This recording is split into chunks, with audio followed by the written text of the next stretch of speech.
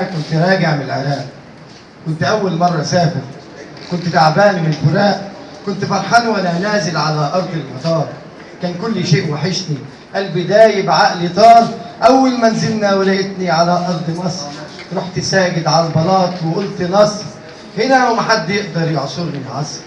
لحظة وبعدها الاطمئنان وقلب بشك، ولقيت الثقة في نظامنا بقيت على المحك. لما البيه خد جوازي وبص فيه، اتغيرت تعابير في وشه، شك ومليه. انت عدنان الزراجي؟ قلت لا. قال لي انت ولا مش؟ وزق زقه.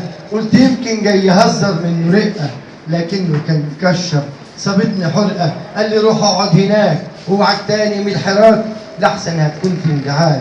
رحت قاعد جنب حيطه، جنب ناس قلبينها زيطه شويه ومعاهم كلاب وما تعرفش مين الكلاب.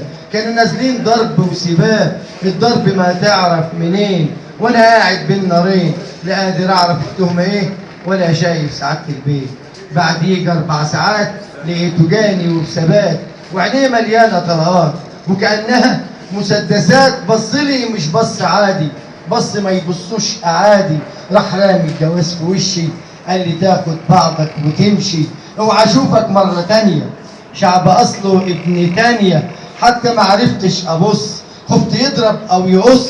خدت بعضي من ايديا، حقيقي كنت خايف عليا. قلت له يلا يا بعضي نخرج، اكيد مش هي ارضي. قال لي ليه تسكت له ليه؟ انت كنت عملت ايه؟ قلت له اسكت بلاش. راح باصص لي باندهاش، قال لي ليه انت هادي؟ قلت يمكن مش بلادي يعني، وبلاش من عنادي، احسن تروح مني في وادي. نخرج بره بعدين نشوف دي بلدنا ولا ضيوف. لسه بتحرك وهمشي، لقيت رجله جت في كرشي، لقيت لكمات ماليه وشي. انت لسه برضه واقف؟ عايزين ونشوف لك مواقف. انت ولا هو؟ رد بعض يقوم بقوه، هي فين راحه المروه؟ ده انت كنت زمان فتوه. خدت بعضي تحت باطي، قلت له لازم نطاطي، احسن البعيد ضواطي. يقدر يسحبني ببساطي، يقدر يخلعني ببلاطي. اوعاك من سود البلاطي، دول مختارين وبعناية، هم اللي جابوا النهاية. لو جيت مرة في يوم وتسأل، هيقولوا ما تقرب كفاية، هيقولوا ما تضيق زوايا. القيادة وحطمتنا بهدلتنا، كنت بعرض قفايا. علموني امشي وكاشش، وبقيت اتلفت ورايا. كنا خلاص ولبسنا طرحة، ولبسونا كمان ملاية. كنت بتحسس رجولتي متخفي تحت العباية. كنت بحلم احط صورتي في الميدان مش في الخفايا.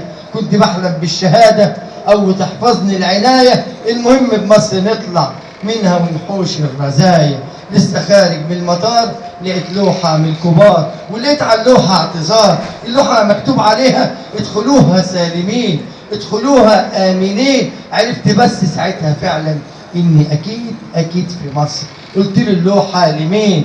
رد بعضي وكان حزين، دي اكيد وماهلينا، دي اكيد للسيحانين. قلت له ما انا دمي سايح. قال ما تمشي بلاش فضايح، ده انت جوه الخوف ورايح. انت بتزعق لي ليه؟ ما كنت تتشطر عليه، ده كان ماسح بيك المطار. والله عقلي مني طار، من يوميها حرمت فعلا اني اروح المطار. اخر حاجة ليا فيه هي صالة الانتظار.